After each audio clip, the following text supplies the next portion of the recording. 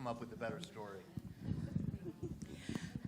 Okay, is everybody ready for a witty introduction for Todd from me? Here's Todd. Go. Posters of World War II, wonderful book. No, it's for you. Oh, thank you very much. I'll just keep it right there.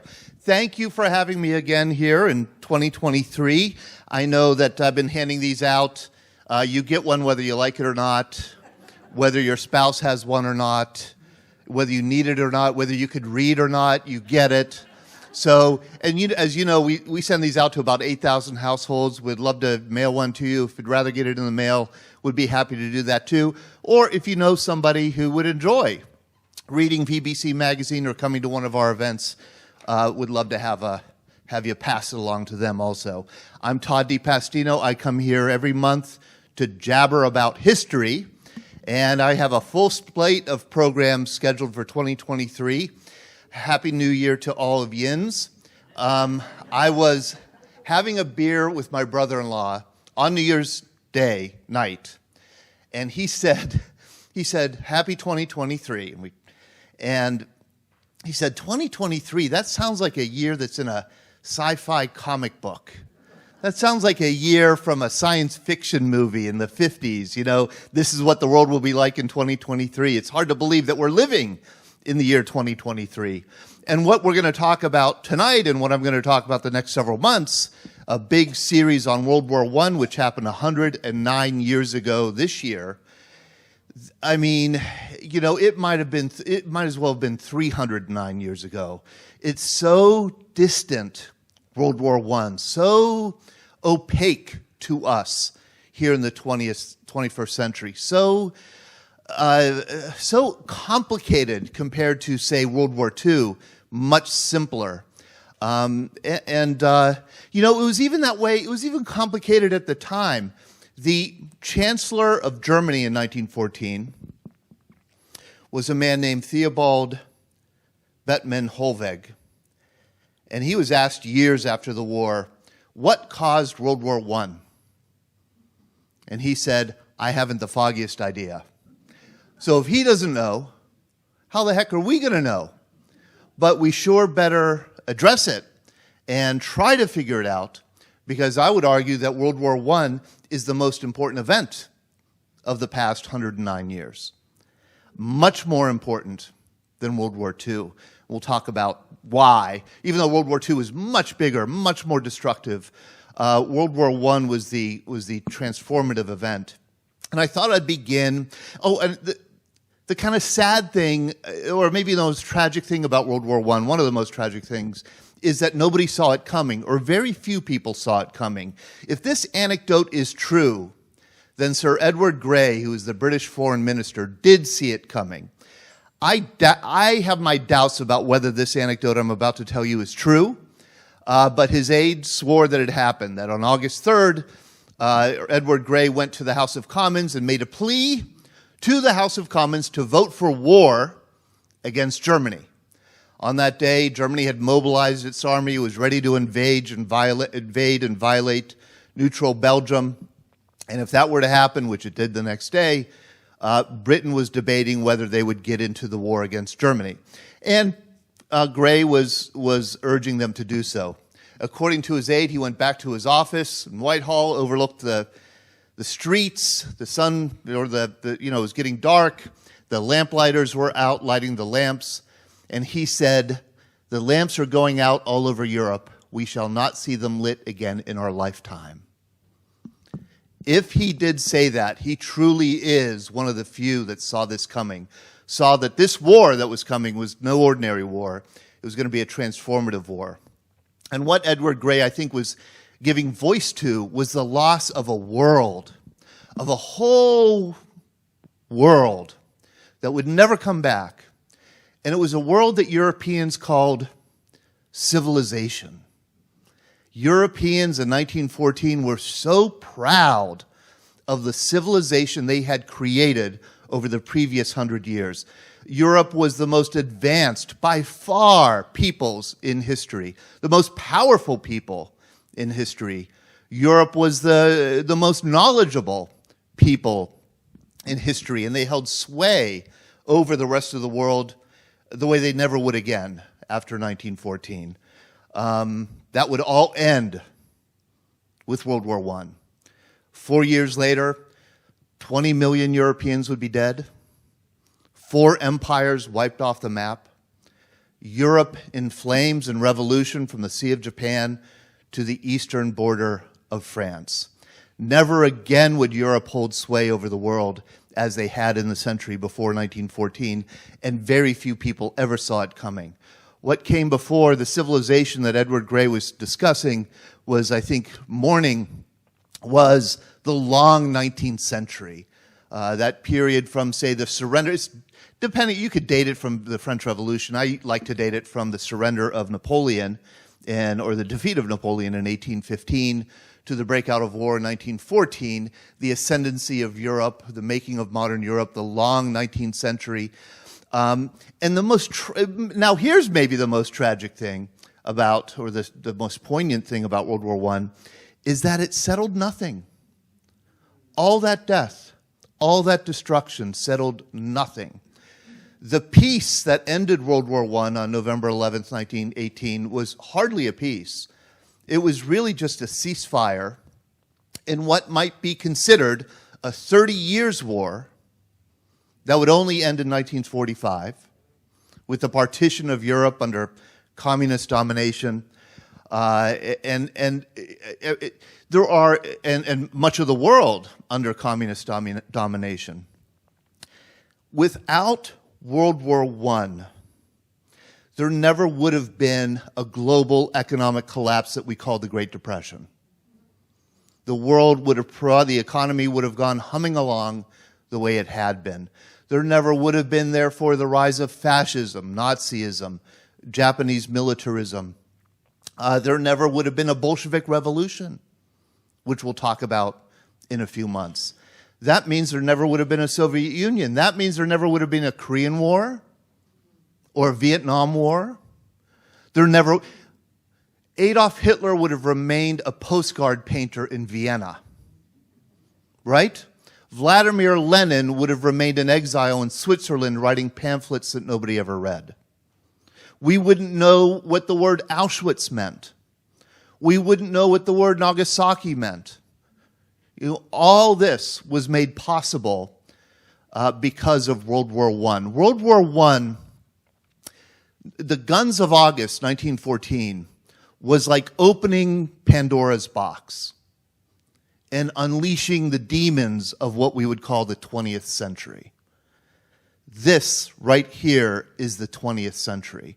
An awful, violent, because we were all born and raised in it and grew up in it, I think we don't recognize all the time just how awful the 20th century was. The 20th century was born in World War I. World War I was the seminal event of the 20th century. I used to tell my students, before they giggled too much and I had to stop, I would say the word seminal is related to the word semen, which means seed, and they would laugh.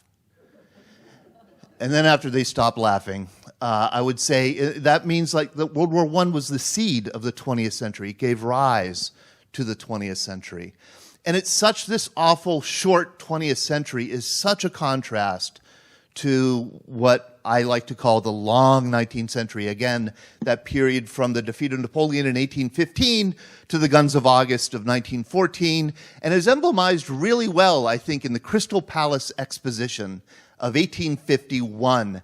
This was the world's first World's Fair, created by Prince Albert, right? Queen Victoria's husband. This was his idea, to build a gigantic modern building made out of iron and glass in Hyde Park, invite all of Europe to come and have exhibits here. 6 million people in 1851, in that summer alone, came to see the 1 million square feet of exhibit space. 10 miles you had to walk to see everything. And it was a celebration of what we would call the Industrial Revolution. A celebration of, well, that was a big part of it. I'll say that. It was a celebration of the Industrial Revolution. When we think the Industrial Revolution, I immediately get in my mind an image of a smokestack and railroads and, steel being pumped out of, Bessemer converters and things like that. And that's all a part of it.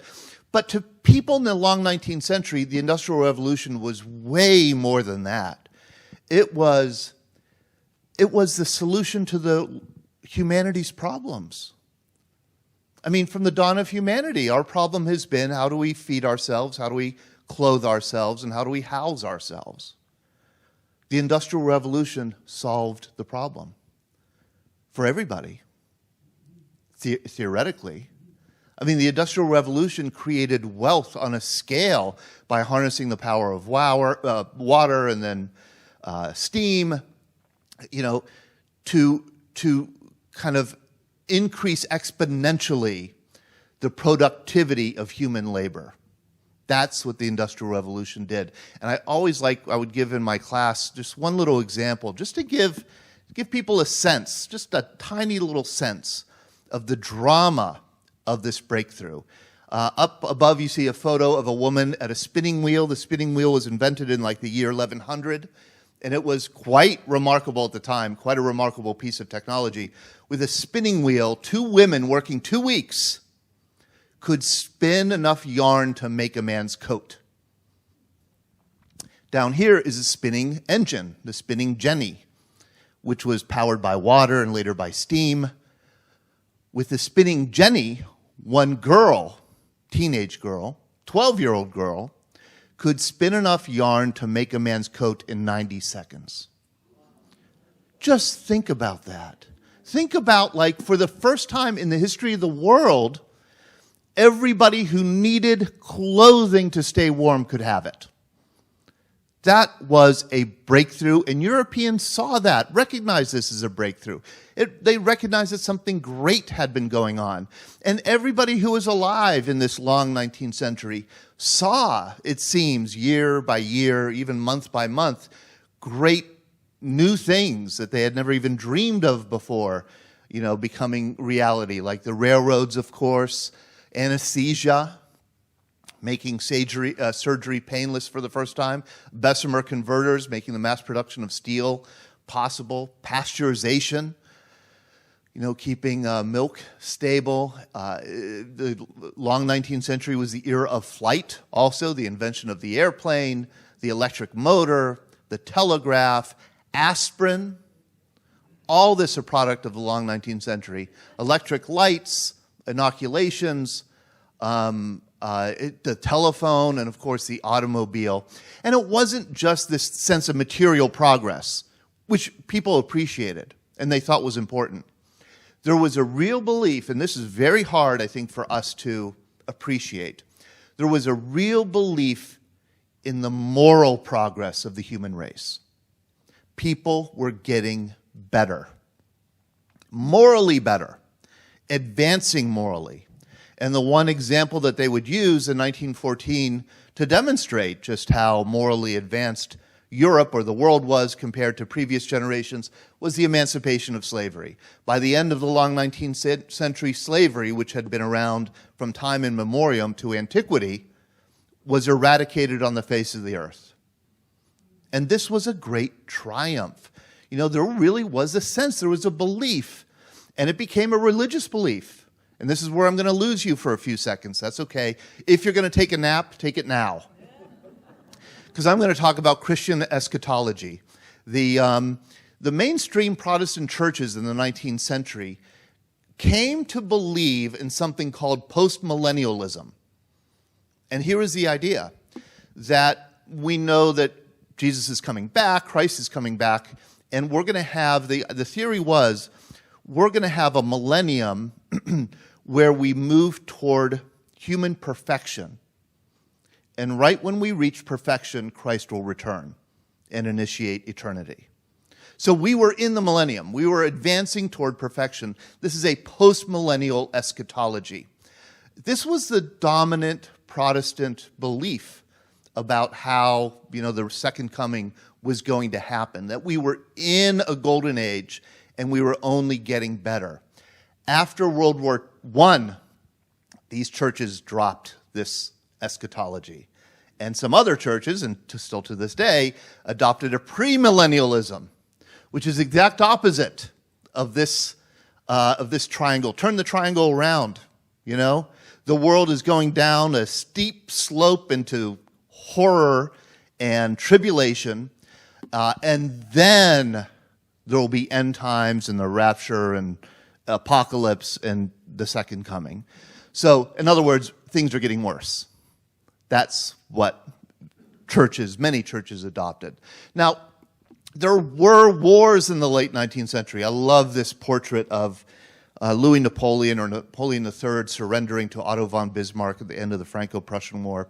There were wars in the long 19th century. There were lots of wars. They went to war all the time.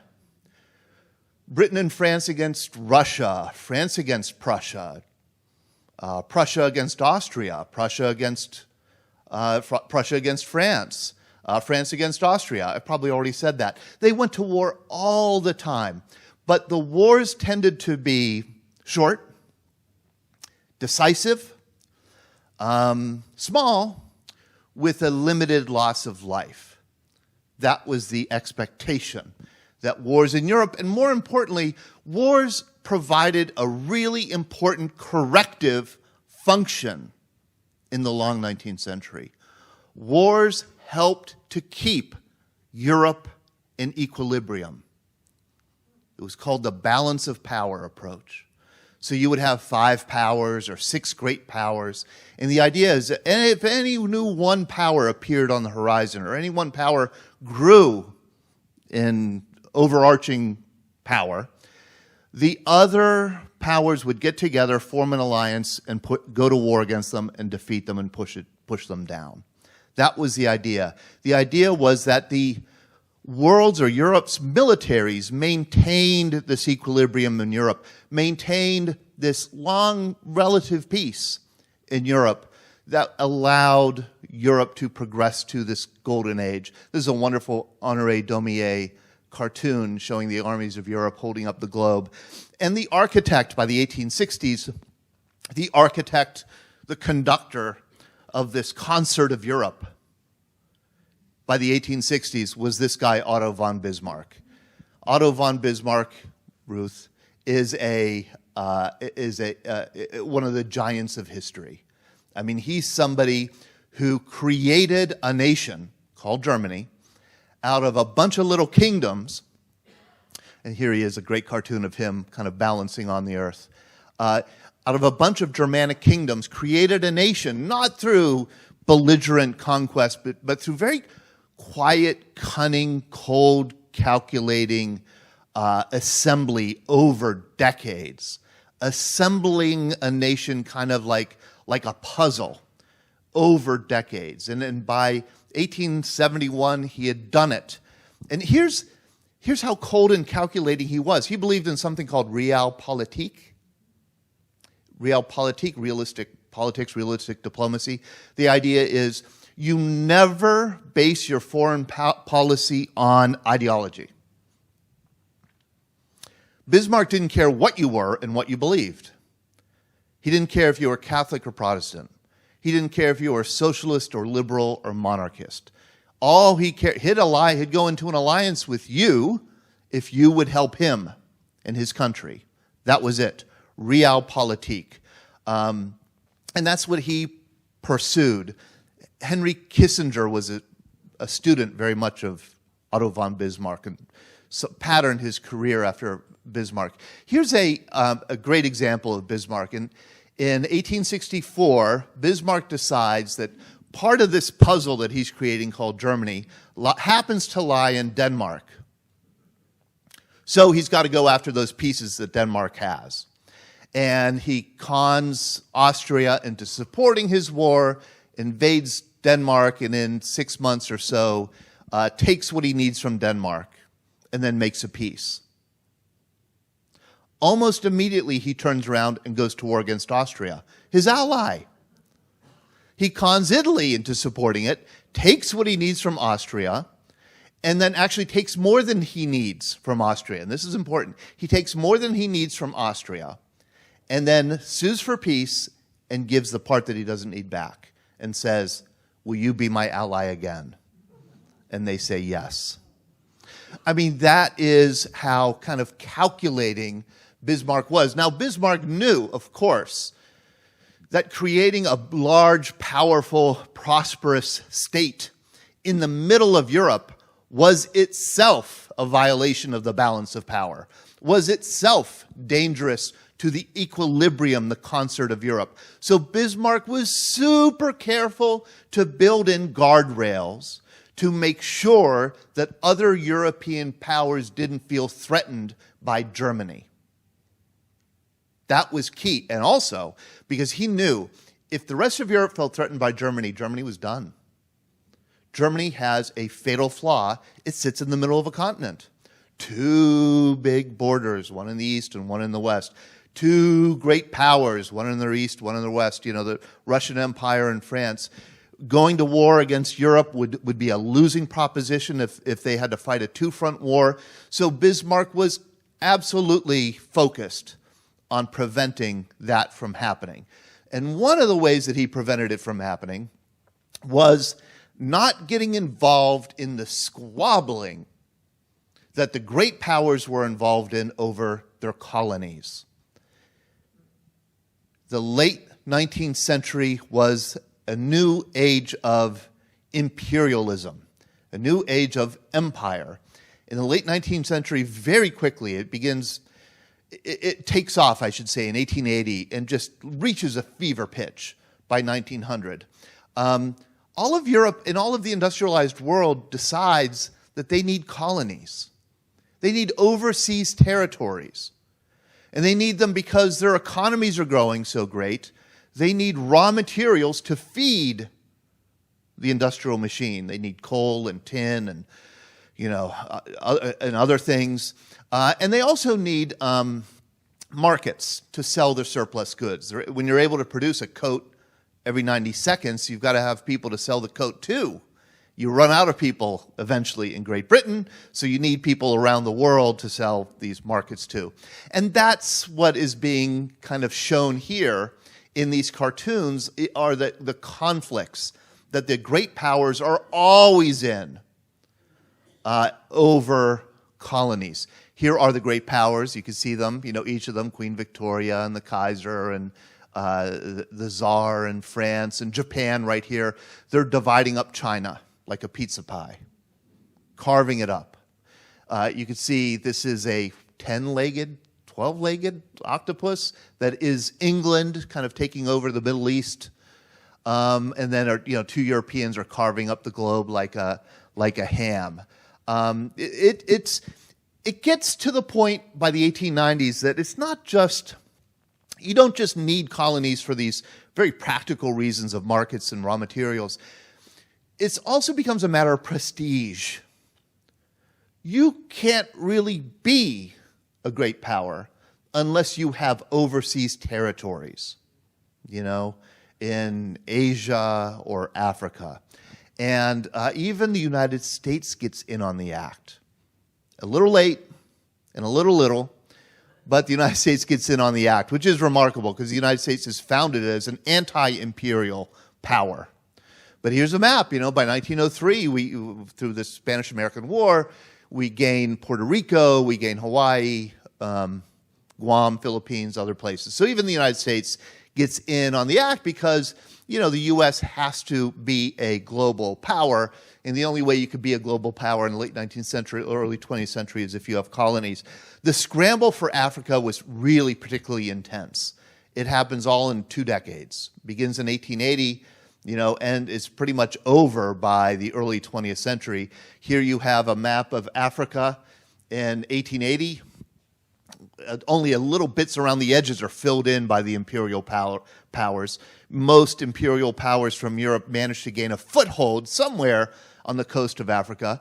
But you see, by 1914, it's all filled up. Bismarck's policy was to stay out of the scramble for Africa, stay out of the scramble for China, stay out of the world. He loved to use, he had a phrase that he would say, "I will keep my map of Europe, said Bismarck. I don't even want to see a map of the rest of the world because I don't care. Because he knew that if Germany went feet first into the scramble for Africa, it would only raise tensions and lead to a cataclysmic war. So he stayed out of it. He positioned himself, and you can see this cartoon here, as a kind of honest broker. Here's Bismarck cutting up a cake of Africa that he's going to deliver to European powers. And that's the role that he would play. When France and Britain would squabble over colonies, Bismarck would be the broker, and he would broker a peace, a deal. That was the role that he played. Here's a cartoon of Bismarck reading about social reform here on the top of the world, while the great powers are down below. Bismarck is happy with other nations being busy down there.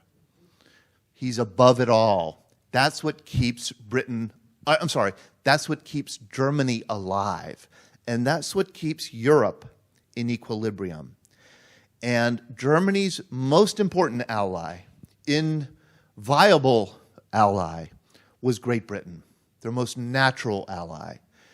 Great Britain and Germany are two countries that never went to war in the long 19th century. They were united. They were close to being one kingdom, and they were the same royal family, ruled both. The monarchs were cousins, and they were complementary powers. Great Britain existed in what they called splendid isolation. They had the great benefit of being surrounded by water, which meant that they didn't have to worry about a land invasion, which meant they didn't have to keep a large standing army, which they were very proud of. They kept a small army, an army so small, eventually, I think Wilhelm II said, if they ever show up on the English Channel, we'll just send out the police to arrest it. Really tiny. I mean, they were really a colonial police force for Great Britain. However, Great Britain had a huge navy, the largest by far in the world. And they needed a navy not only to protect the islands of Great Britain, but also to project British power around the world. You know the old saying, the sun never sets on the British Empire? That was it. I mean, here's a map of all in red of the British Empire. You could see at one time, you could see how massive it was. I mean, 25% of the world's population at one time, maybe under its control. And they needed a huge navy to run this empire. The rule that Great Britain had, was that the British Navy had to always be bigger than the next two navies combined. That was inviolable. They didn't care about how large the armies of Europe were because they didn't feel threatened by them. This was perfect for Bismarck. Perfect.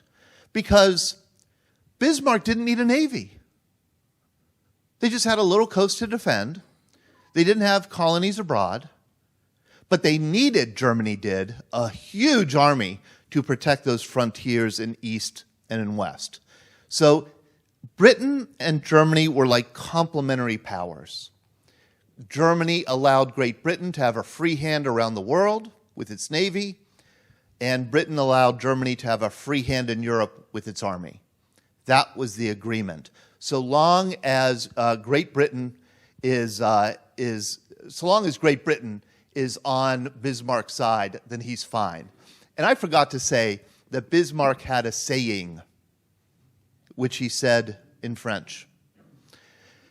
When there are five, Germany must be à trois, with three. When there are five great powers of Europe, Germany must always be in the majority. And having Great Britain as part of that majority was indispensable. That was the idea. As long as Germany and Great Britain are allied, there's a really good chance that they could pull in one more ally and Germany will remain in the majority of great powers of Europe. Whenever Germany lost that advantage of being à trois was when they were in trouble. That's how Bismarck saw it. There were voices by the 1880s, because in Germany there were voices beginning to grumble about stodgy old Bismarck, who refused to have any fun, who wouldn't let Germany go and scramble in Africa, who wouldn't let Germany go and claim a piece of China. Germany had a very powerful industrial economy. It grew rapidly and they were prosperous. And they needed raw materials. They needed markets. And they also, as one member of parliament of the Reichstag put it, they needed a place in the sun. This was a famous speech that was given in the Reichstag by, I think, a chancellor just after Bismarck. It's much, much quoted. But the sentiment was around even before the speech was given. And in the speech, the person says, we don't intend to cast anyone in a shadow. We only want our place in the sun. And what that meant is we want a navy, we want colonies. We want to be respected around the world, by being a true empire. And so the grumbling led Bismarck, this is Bismarck doing this, to go to the great powers and meet with them and wheel and deal a little bit. And Bismarck managed to get 4 worthless colonies in Africa. Togo, Namibia, Tanzania, and Cameroon. They were not profitable colonies. They were not important colonies, but they were the place in the sun that Bismarck used to placate the populist voices that wanted to see German power expanded around the world. It was Bismarck, really, who prevented, in the late stages of the long 19th century, it was Bismarck who kept the peace, who prevented World War I from happening. And if Bismarck had stayed in power, or somebody like-minded had stayed in power, I think we would have avoided World War I. But that didn't happen because this guy came to power. Kaiser Wilhelm II. He was everything that Bismarck was not. He inherited the crown from his father, Frederick III, who died in 1888. And within 2 years, Wilhelm fired Bismarck. Wilhelm was temperamentally opposite of Bismarck. Bismarck had ice running in his veins. He was cold and calculating, supremely analytical, really smart. Wilhelm was impulsive, tempestuous, mercurial, temperamental. He went on his gut all the time. And he's a fascinating character study because of his tortured relationship with his mother and his family. His mother, whose name was Vicky. Vicky was the daughter of Queen Victoria of Great Britain. Vicky was born, these royals have such horrible lives. Ugh. Vicky was born to do one thing, and she was told from the time she was a little girl that her mission in life was to marry the Crown Prince of Prussia so that the Crown Prince will become king, and she will give birth to a prince who will be a king of Germany and prince in Great Britain at the same time, uniting the two empires forever. Yeah, that's kind of heavy for a 12-year-old girl to hear, but that's what she heard. She heard it at 12. She was introduced to Frederick III at age 14 at the Crystal Palace. They were married at 17. She had Wilhelm at 18. That's how fast it happened. So you got to hand it to Vicky. She did it. She had one job to do, and she did it. But there was a problem. And if you know anything about Wilhelm, you know what the problem was. The problem was it was a breech birth. He came out feet first. The doctors had to break his left shoulder to get him out. And his left arm never recovered. He had a paralyzed left arm that grew to be only 6 inches shorter than his right arm. It was undersized, and he couldn't use it. It was a permanent disability for the rest of his life. He couldn't dress himself for the rest of his life. Couldn't cut his own food. Couldn't use, he was a Prussian officer, couldn't use a normal weapon. couldn't ride a horse. He only learned to ride a horse through incredible discipline and stamina. In pictures of Wilhelm, he's often hiding that arm somehow, or he's staging the arm. This is one of the few pictures where you can really see it. There he is, the hand much smaller than his right hand. And his mother, Vicky, was horrified by this disability. Embarrassed by it, in grief over it.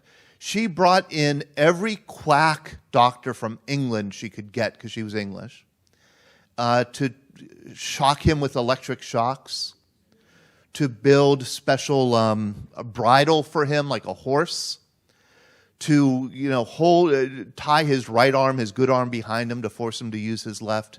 There's one crazy story, and I don't totally understand it, of him putting his arm into a carcass of a dead animal for a long time. I don't know, but it was like she was clearly embarrassed and humiliated by him. He picked up on that, and he compensated for this disability by having a very boisterous, belligerent, defiant, difficult personality. Always wanted to fight. Always up for fighting. And he hated his home life. The one place where he did feel at home for the first time was when he was sent to a Prussian officer school to learn how to be an officer in the Prussian military, as all royals, males, learn to be. And if you know anything about the Prussian military, they're tougher than the Marine Corps, Alex. You ain't buying it, huh? Yeah, I mean, the Prussian military, famous for its discipline, rigidity, the difficulty of its basic officer training. And Wilhelm loved it. Loved everything about the military.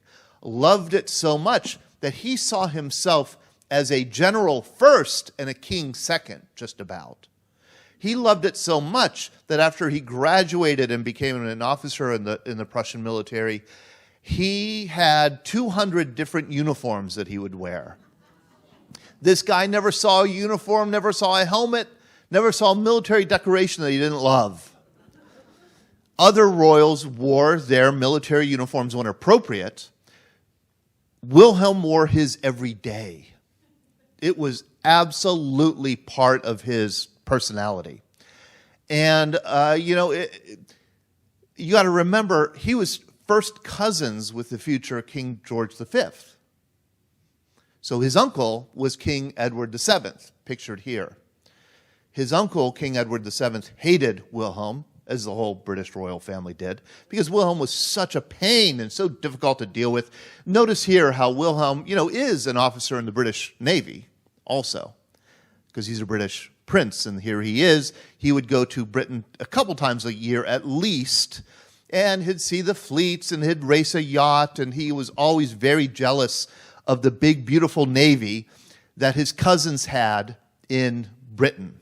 Very much, the British royal family were very much a sailing family, a nautical family. That's how they spent their time, riding horses, sailing. Boats are really important. Ships are really important to the British royal family. And so by extension, Wilhelm wanted that to be important to him too. But his country didn't have great ships. His country didn't have a navy. And then things got really bad for Wilhelm when Britain commissioned this thing, the HMS Dreadnought, the world's first modern battleship, the largest battleship by far in the world in 1906. That was it for Wilhelm. He almost immediately ordered that his country, Germany, do a crash program creating battleships that would rival the British battleships, a navy that would rival the British Navy.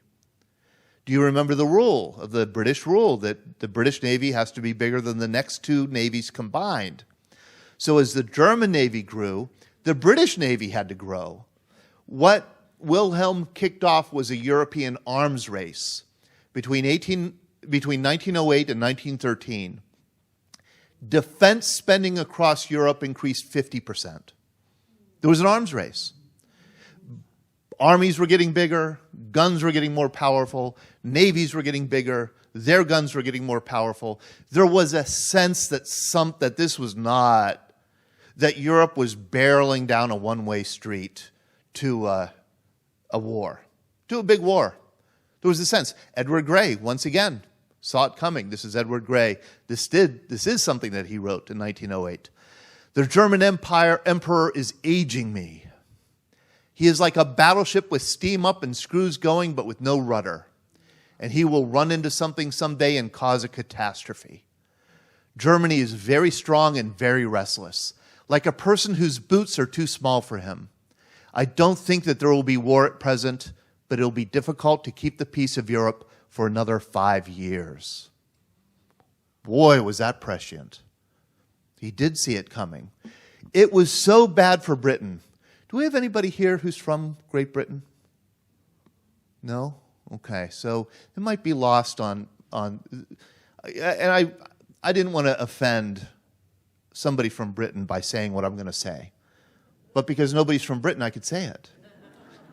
And that is, it got so bad for the British that the British were forced to do something that they had rarely ever done before, and they hated doing. It was like break glass in case of emergency, you know. That's what Great Britain did. They formed an alliance with France. It's horrible. They couldn't even call it an alliance, so they called it an entente, the kind of getting together, you know. And here is a great postcard of Britain and France, you know, meeting across the English Channel. But this is the better picture right here. This is a cartoon. You can see Kaiser Wilhelm passing John Bull, who's Great Britain, and France, who's dressed up like a prostitute, going arm in arm down the street, and Wilhelm is pretending he doesn't care.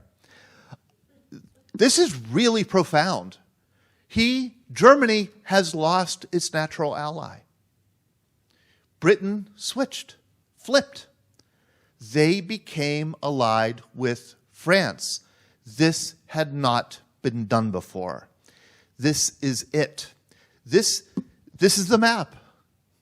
These are the countries that go to war in World War I. Take Italy out of this for the moment. These are the countries that go to war. Britain, France, Russia, the great powers. These are the great powers that go to war, I should say, versus Germany and Austro-Hungary.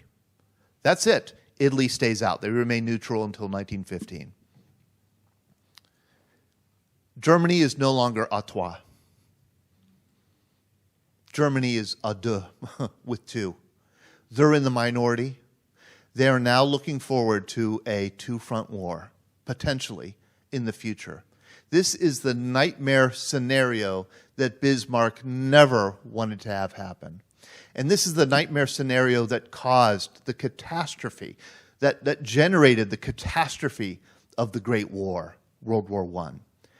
And it's remarkable, and I'm just going to pause just for a minute here, because I'll talk about it later too.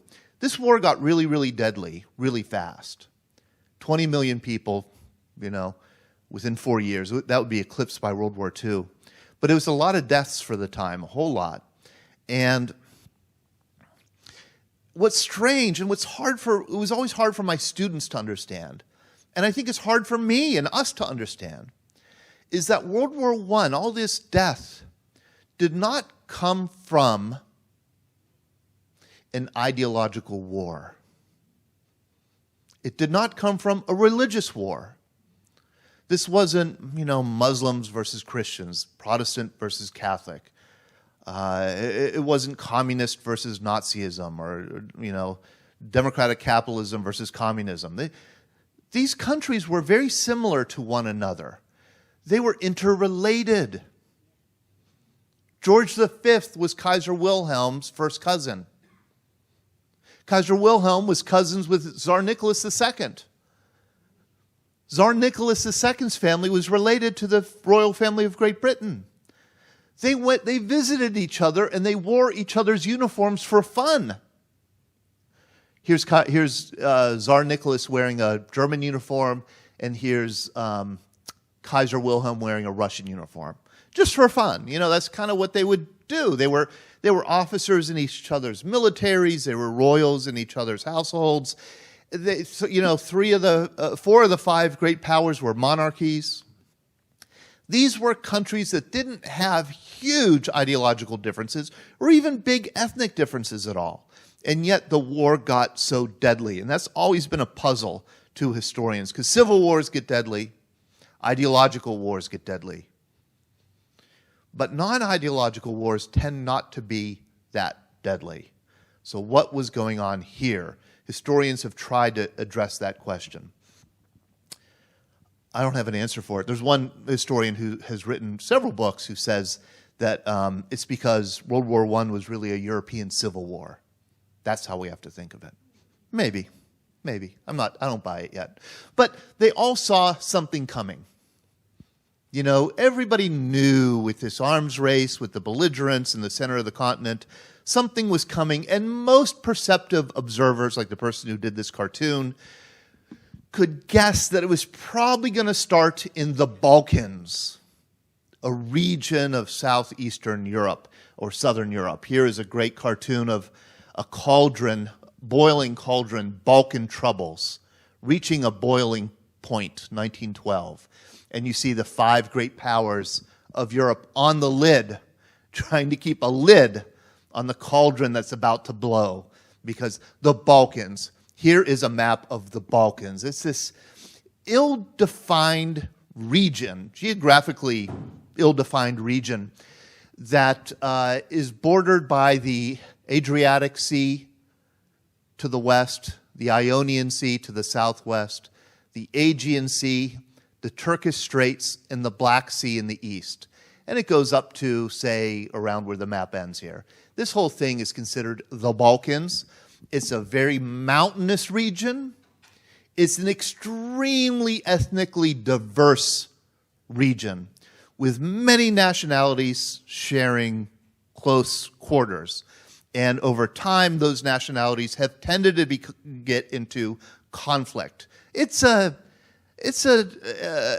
region of Europe that's often in turmoil, largely because of the various nationalities in this region, and that's largely because of the mountains in the region.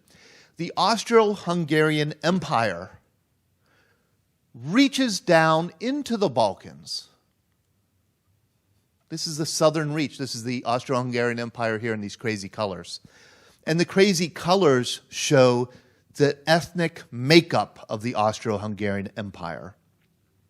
The Austro-Hungarian Empire was the weakest of the big five, of the great powers, the weakest. And it was the weakest because it was weakened from within. It was so ethnically diverse. The southern portion of the empire was in the Balkans, this place of turmoil.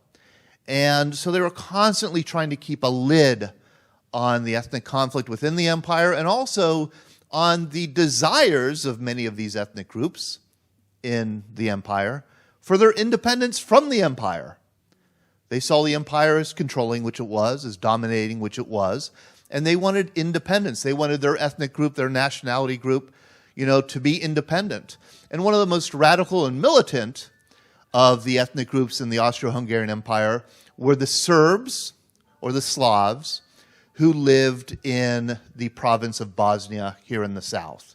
Bosnia was a heterogeneous, and is a heterogeneous area, and Serbs make up a large portion of the population. Serbs in Bosnia wanted independence. Slavs in Bosnia wanted independence. They wanted a Yugoslavia to erupt, to be created, carved off of Austro-Hungary. And so they protested, and they petitioned, and they plotted. They plotted a terror campaign to undermine or hurt the empire. And in trying to undermine or weaken the Austro-Hungarian Empire, these militants were aided by two powers, the Russian Empire, which was happy to see Austro-Hungary weaken because that would give them more power in the Black Sea, the Aegean Sea, the Mediterranean. And the Kingdom of Serbia, which was allied with the Russian Empire and which was just south, bordering the empire and bordering Bosnia. A group of radical revolutionaries, mostly Serbian, in Bosnia got together and they plotted a plan of assassination. The group was called or aided by they were a clandestine organization called the Black Hand. And one of their plots, which was aided by the Kingdom of Serbia's secret police, was to assassinate this guy, the crown prince of the empire, Archduke Franz Ferdinand. Archduke Franz Ferdinand was the nephew of this man, the emperor, Emperor Franz Joseph. And let us all take a moment to admire that mustache. Franz Joseph in 1914 had been emperor for 66 years. Yeah. And he didn't have an heir, so the heir was Archduke Franz Ferdinand, his nephew, whom he hated. I mean hated. He truly hated Franz Ferdinand. And I think he hated him for a lot of reasons, but mainly he hated Franz Ferdinand because Franz Ferdinand did something that no royal is ever allowed to do. That's right, Mim knows. He married for love. Yeah, royals can't do that. He married Sophia. He courted Sophia in private for a while. Sophia was not a royal. She was like a duchess or viscount or something. She didn't rank royalty. So she was kind of a commoner. So he dated her on the slide, courted her on the side, and then finally, after a while, went to his uncle and said, well, I love her, we're getting married. Franz Ferdinand flipped his lid, said, you will not. They had a big back and forth. Finally, Franz Joseph, I should say, Emperor Franz Joseph conceded and said, okay, you can marry Sophia under 3 conditions. Number 1, no royal can attend the wedding. Number 2, no children that you might have can inherit any land or titles. And number 3, you could never appear with your wife in public as part of representing the empire. Well, they got married on June 28th, and in 1914, Franz Ferdinand was told that he was being invited to the capital of Bosnia, this southern province with all these Serbs there, to review the troops on June 28th, 1914, their anniversary. And he was being invited as a military officer, not as a member of the royal family. So Franz Ferdinand saw a loophole. He could appear with Sophia because he'll be appearing as a military officer. He leapt at the opportunity to go to the capital of Bosnia, Sarajevo, and review the troops and celebrate their anniversary. And there they are on that day, June 28th, 1914 in Sarajevo. Now, Franz Ferdinand had been told, June 28th might be your anniversary, but it's also what? St. Vitus Day, the national day of Serbian identity and celebration. The day, the most important day on the Serbian calendar. And guaranteed, his security people said, there will be an attempt on your life. Ferdinand waved it off. Yeah, they've tried before. They've never succeeded. And went ahead with the plans. They did review the troops. And then they paraded through town, Sarajevo, down the main drag, the Apel Quay. The route had been advertised in the newspaper.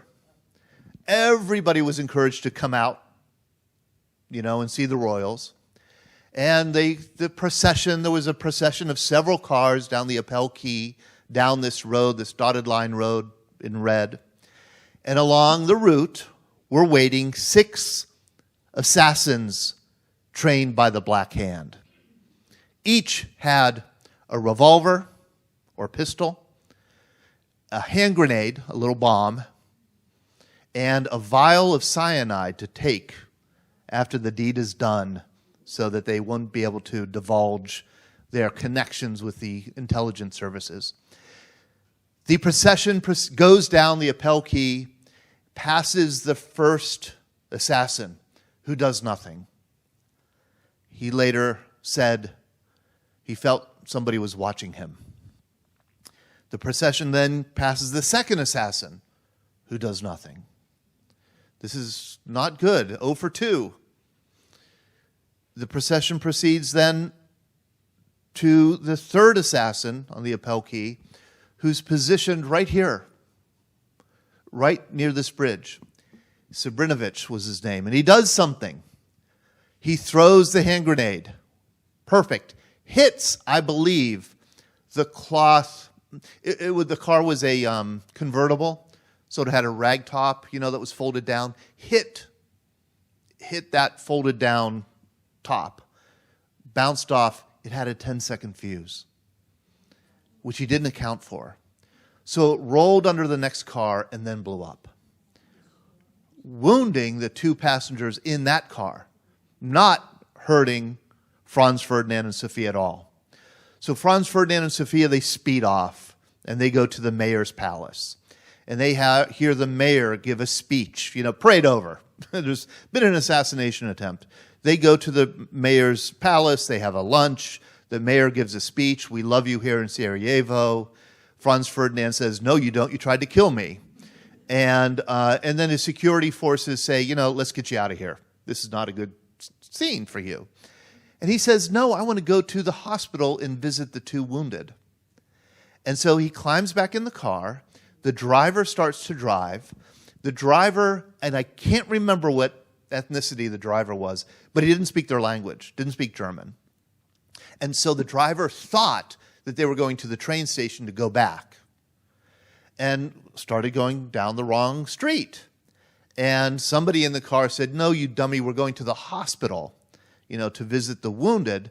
So the driver pulls over on Franz Joseph Street right here in front of Schiller's Delicatessen. Schiller's Delicatessen is still there. Here it is. It's a museum devoted to this event. And outside Schiller's Delicatessen is one of the 6 assassins. Gavrilo Princip, a 19-year-old student. Sabrinovich, by the way, the one who threw the hand grenade that exploded, he did what he was supposed to do. He threw himself off the bridge. He took his cyanide and threw himself off the bridge into the water, but there was a drought. The water was only 6 inches deep. The cyanide was expired, so he just vomited. It didn't kill him. Gavrilo Princip is wondering what he's going to do. I mean, Gavrilo Princip has tuberculosis. He doesn't have long to live. He's a 19-year-old university student. Decides, I'm going to, assassinate the Archduke before I die, do something useful in my life. And he's drowning his sorrows, I don't know, with a ham sandwich and a cup of coffee at Schiller's Delicatessen. And he looks up and he sees the car. He sees the car turn right in front of Schiller's Delicatessen and stop to turn around. I've heard different explanations, and I guess it would be easy to figure out, but I've heard that the car didn't have a reverse, and I've also heard that the car stalled.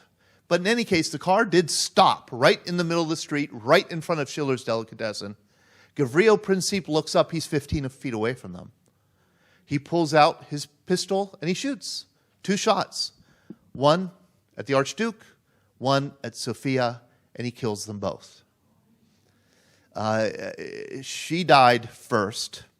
He said his last words were, live, live, Sophia, for our children. And then he died. That was it. You could go to the Imperial War Museum in Vienna and see the car that they were driving. And I think once a year, I think around June 28th, they bring out the tunic or the jacket that Franz Ferdinand was wearing when he was shot. This was it. This is what triggered the war. This assassination of the crown prince of the Austro-Hungarian Empire. This made big news. I mean, here's the St. Louis newspaper. This is a headline. You know, this made big news around the world. A crown prince has been assassinated in this crazy, violent country called Austro-Hungary. And there was great sympathy for Austro-Hungary. Austro-Hungary had a lot of sympathy from around the world. Franz Joseph, you know, the emperor, knew that he could use this, the killing of his hated nephew, use this as an excuse to exterminate the kingdom of Serbia. This nagging kingdom to the south that had been undermining his empire's sovereignty for so long, had been roiling discontent in his empire. This was an opportunity to crush the kingdom of Serbia. And so he plans to invade Serbia and crush it. His problem is Serbia is aligned with the Russian Empire. And so Franz Joseph is concerned, if I go in to crush Serbia, will Russia come in and crush me? So he asks Big Brother, Germany, Kaiser Wilhelm, will you have my back in case Russia declares war on Austro-Hungary? And Germany says yes. Franz Joseph issues what's called the July Ultimatum to Serbia, essentially saying you have to surrender to me or we invade. Serbia almost goes for it but doesn't. And Austro-Hungary declares war on Serbia. That's the beginning. Those are the first salvos of World War I. Here's what happens. And it happens in a week. Even less than a week. Austro-Hungary declares war on Serbia. Because Austro-Hungary declares war on Serbia, Russia declares war on Austro-Hungary. Because Russia declared war on Austro-Hungary, Germany declares war on Russia. Because Germany declares war on Russia, France declares war on Germany. And because France declares war on Germany, Great Britain declares war on Germany. That's it. Happens in a week. This is the alliance system just does exactly what it's supposed to do. Triggers these wars. Nobody expected this to lead to an utter catastrophe. But this is it. It would become a catastrophe within weeks. There was one way out. There was one hope for Europe. There was one way, after the shooting had begun, that Europe could have escaped the catastrophe of the loss of its civilization. And that's if Germany had been able to win the war as it planned in 6 weeks by following the Schlieffen Plan. That's what we'll cover next month. I'll see you then.